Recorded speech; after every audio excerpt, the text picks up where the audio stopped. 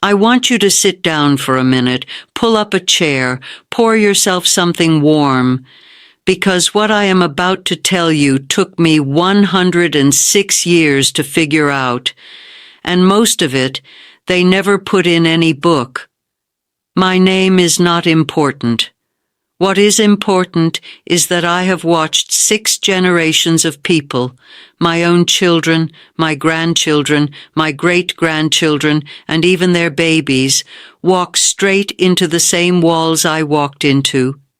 And every single one of them was doing everything right, following the rules, checking the boxes, smiling at their supervisors, paying their bills on time, tucking a little bit away every month. And I am here, sitting in this chair at 106 years old, to tell you that doing everything right is not the same thing as doing the right things. There is a difference, a catastrophic, heartbreaking, life-altering difference, and nobody told me, nobody told my daughter, nobody told her daughter either, so I am going to tell you right now in plain English, with no sugarcoating and no shame, because at my age I have run clean out of patience for dancing around the truth. Now, before we go any further, if this kind of honest, no-nonsense talk about money and life and the mistakes real people make is something you need more of, and Lord knows most people do, please hit that subscribe button right now. Don't wait until the end. Do it right now while you're thinking about it, because I have lived long enough to know that later has a way of turning into never. And you do not want to miss what comes next. Let us begin. I was 23 years old when I got my first real job, and I mean a real job, not the dishwashing I did at 14, not the ironing I took in at 17 to help my mother keep the lights on. I mean a job with a desk and a paycheck and a supervisor who called me Miss instead of girl. I wore my best dress on the first day. I ironed it twice. My mother, God rest her soul, pulled me aside the night before I started. She said, "Save your money. Don't spend what you don't have. Work hard and keep your head down." And I listened. I did every single thing she told me. I saved. Not as much as I should have, not as smartly as I could have, but I put something away every month, without fail, for decades. I never bought things I couldn't afford. I never took out loans I didn't understand. I lived below my means. I drove a modest car. I wore my shoes until there was nothing left of the soles. And when I finally retired, I was 67 years old, and I thought I had done it. I thought I was safe. I was not safe. The first thing nobody tells you, the first real secret that the banks and the financial magazines and the well-meaning people at your job never say out loud, is this: saving money and building wealth are two completely different activities. And most ordinary working people, especially women of color, especially anyone who grew up without money in the house, are taught to do one and never, ever taught to do the other. I saved money like my life depended on it. I put it in a savings account, the way I was taught. A good, safe, federally insured savings account. I watched the number go up slowly, steadily, the way I was told it would. What I did not know, what no one ever sat me down and explained, was that inflation was eating my savings alive. Every year that money sat still, the world around it got more expensive. $1 I saved in 1955 had the buying power of maybe 15 cents by the time I needed it. I didn't lose my money in a crash. I didn't lose it to a scam or a bad investment. I lost it to silence, to nobody telling me that money sitting in a low-interest savings account is not money resting. It is money shrinking. The second thing nobody tells you, and this one still keeps me up at night, is about what I call the invisible tax of invisibility. I worked for 42 years. I had jobs in offices, in schools, in service industries, in homes.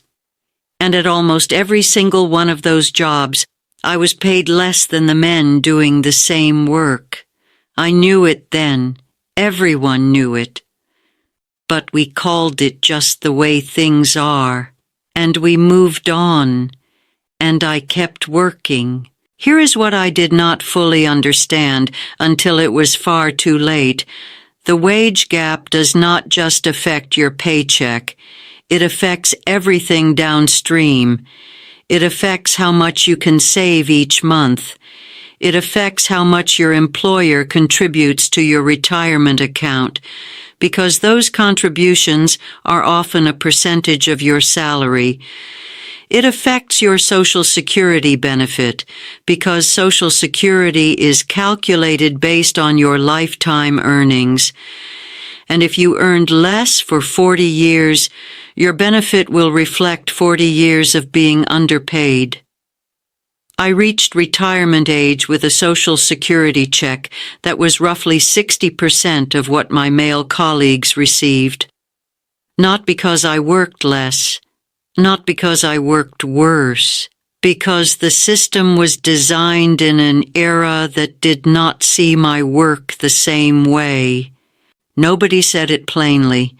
Nobody sat down across from me with a chart and said, "Here is how the wage gap will follow you all the way into retirement." If they had, maybe I would have done something different. Maybe I would have negotiated harder. Maybe I would have asked more questions. Maybe I would have made more noise. But they didn't tell me, so I didn't know, and I kept my head down the way my mother taught me, and I worked and I saved, and I did everything right. And I arrived at retirement with far less than I needed. Please, if you are a woman, if you are anyone who has ever been underpaid, overlooked, or passed over, do not make my mistake. Look at your pay stub. Look at what your colleagues earn. Look at your Social Security estimate on the SSA website and understand that what you see there is the direct reflection of your entire earning history. Then make noise. Negotiate. Fight for every dollar, because every dollar you earn today is worth $3 in retirement, and nobody is going to come rescue you if you don't. Stay with me. The second chapter is where it gets harder and more honest, and I think more necessary. I want to talk about love. I know that is not what you expected in a video about retirement, but I have been alive for a century and change, and I can tell you with absolute certainty that more women have been financially ruined by love or by the end of love than by any bad investment or market crash in history. I was married, happily, for a long time, and then, like many marriages, mine did not last forever. I was 51 years old when my husband and I divorced. 51. Old enough that I had been out of the full-time workforce for 8 years, raising our children. Old enough that my career had a gap in it the size of a canyon. Old enough that restarting was not a word that felt like possibility. It felt like punishment. What nobody tells you is this. A divorce after 50 is a financial catastrophe for women in a way that it almost never is for men. And the reasons are layered and ugly and have everything to do with the invisible choices women make throughout a marriage that feel like love but function like financial sacrifice. When our children were young, I cut back my hours. My husband did not. When school was out and there was no one to watch the kids, I took time off. My husband did not. When one of us had to turn down a promotion because it required too much travel, it was me. It was always me.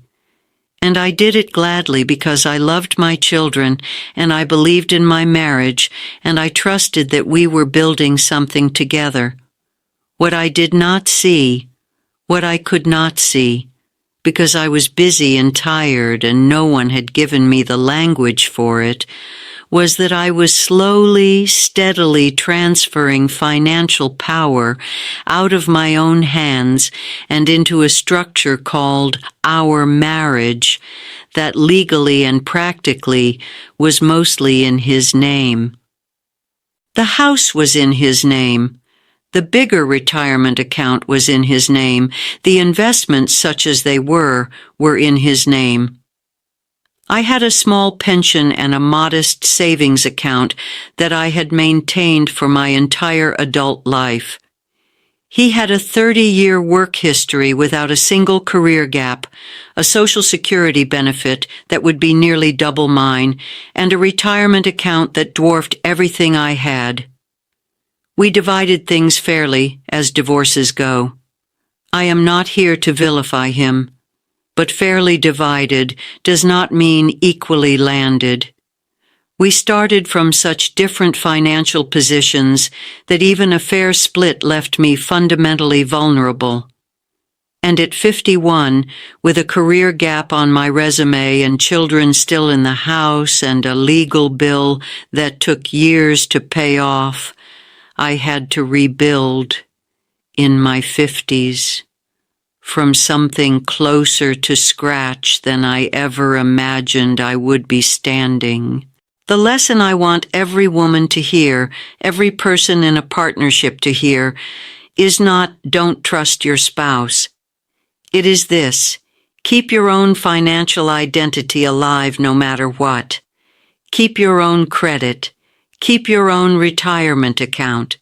Stay informed about every financial decision in your household, where the money is, what it is invested in, what the accounts are called, where the documents are. Do not outsource your financial life to your partner, even if they are brilliant at it, even if you trust them completely, even if your marriage is wonderful, because life is long and life is unpredictable. And even the best marriages sometimes end. And even the people who love us most sometimes die before us, leaving us to navigate a financial landscape we were never invited to understand. I had a friend, a sharp, funny, wonderful woman, who was widowed at 68. Her husband had managed everything, every account, every bill, every investment. She did not know the name of their financial advisor. She did not know what brokerage firm held their retirement savings. She did not know the password to their online banking. And in the worst grief of her life, she had to untangle all of it, while also learning that their finances were not in nearly the shape she had assumed. Do not let that be you. I am begging you, from 106 years of life experience, do not let that be you. The third thing I want to say in this chapter is something that will make some people uncomfortable, and I am going to say it anyway, because discomfort is not the same as wrong. The emergency fund advice you received is almost certainly too small. Every financial expert I ever read, every pamphlet I ever picked up said the same thing. Save 3 to 6 months of expenses in an emergency fund. 3 to 6 months. I followed that rule. I had my 6 months, and then, in my late 50s, I had a health scare that cost me 14 months of income between medical bills, reduced work capacity, and the invisible cost of simply being sick and exhausted for longer than anyone expected. 6 months was not enough, not even close. And here is the truth about women and health and money that nobody puts in the pamphlets. Women live longer. That sounds like good news. In many ways it is. But living longer means more years of health care costs, more years of inflation eroding fixed incomes, more years of needing assistance that is expensive and often not covered by insurance. Women are, statistically, far more likely to spend their final years alone, widowed, outliving their partners by a decade or more, which means bearing all the costs of living on a single income with none of the financial cushion a partnership provides. The 3 to 6 month emergency fund advice was written with a particular person in mind, a younger person.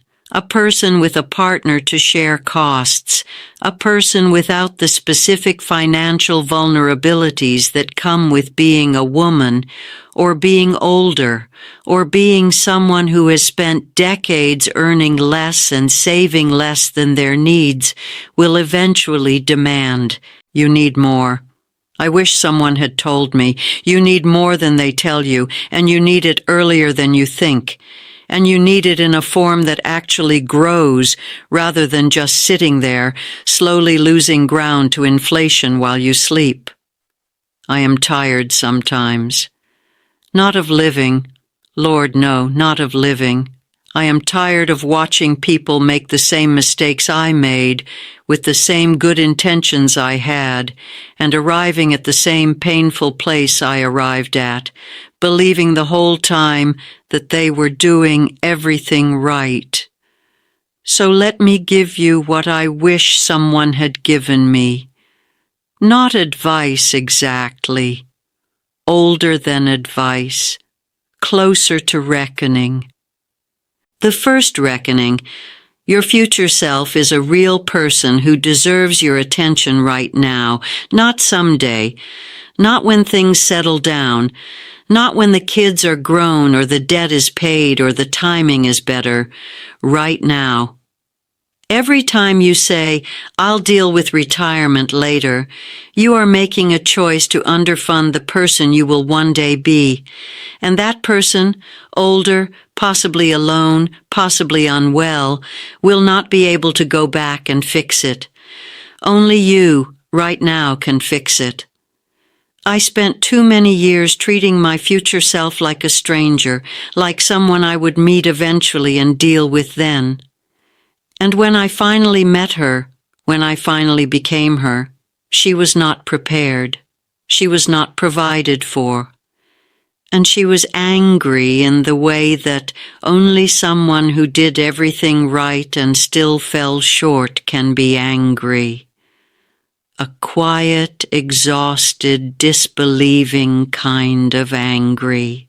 The second reckoning, home ownership is not automatically a retirement plan. I spent 40 years being told that my home was my biggest asset, and it was, technically, but you cannot eat a house. You cannot pay a medical bill with square footage. A home is only a financial asset if you can convert it to cash without destroying your housing security. And for most people, especially women who age alone and may eventually need care, that conversion is complicated and painful and often comes at the worst possible time. I am not telling you not to own a home. I owned homes. I loved my homes. But I am telling you that if the house is the answer to every question about your retirement security, You do not have a retirement plan. You have a house. The third reckoning is the one I want to spend the most time on, because it is the one nobody talks about and everyone needs to hear. There is no virtue in financial suffering. Let me say that again. There is no virtue in financial suffering. I grew up in a generation that wore struggle like a badge of honor. We talked about making do. We talked about getting by. We were proud of our frugality, proud of our sacrifice, proud of all the things we did without. And that pride was real, and it was earned, and in many cases it kept us alive and together and moving forward. But somewhere along the way, that pride became a cage. It became a reason to never ask for help, never admit we didn't know something, never sit across from a financial advisor and say, "I don't understand any of this, can you start from the beginning?" Because asking felt like weakness, because not knowing felt like shame, because somewhere deep in our bones we believed that struggling was just what people like us did, and that prosperity was for other kinds of people, and that aspiring to more was somehow ungrateful. I believed that for decades. It cost me enormously. Not just in dollars, in options, in choices, in the ability to say yes to the things that mattered, because I had spent too many years assuming that no was the only answer available to me. You do not have to accept financial scarcity as your destiny. You do not have to be heroic about poverty. You do not have to keep quiet about money to seem humble, or avoid learning about investing because it feels greedy, or pretend everything is fine when it is not, because admitting otherwise feels like failure. It is not failure. It is being human in a system that does not make it easy. And the first step towards something better is always honesty. Honesty with yourself about where you are. Honesty with the people in your life about what you need. Honesty with your money, looking at the actual numbers, the actual accounts, the actual gap between where you are and where you need to be, without flinching, without shame, without waiting one more day for the right moment that never seems to come. I am 106 years old. I have buried a husband, siblings, friends, and one of my own children. I have lived through wars and recessions and a pandemic, and more change than most people can imagine absorbing. And if I could reach through this screen and hold your hands for just a moment, I would tell you this. You're not too late. Even if you think you are, even if the numbers scare you, even if you have made every mistake I made and a few I didn't think to make, you are not too late for the next right decision. And the next right decision, whatever it is, however small, is worth more than 1,000 perfect decisions you plan to make someday. Start today. Open the account. Make the call. Ask the question you are embarrassed to ask. Look at the number you have been afraid to look at. Do the small thing that you have been putting off because it doesn't feel like enough. It is enough. Beginning is always enough. You just have to begin. And if this touched something real in you, if you heard something here that you have been waiting to hear for a long time, please share this with someone you love, a daughter, a sister, a friend who is quietly struggling and pretending she isn't, a young woman at the beginning of her career who still has time to do it differently, because the only thing worse than making these mistakes is making them alone without anyone ever telling you they were avoidable. Subscribe to this channel. Come back. There is more to say, and Lord willing, I still have time to say it. I did everything right my whole life, and I still retired broke. But I am still here, and I am still learning. And so, I believe, are you.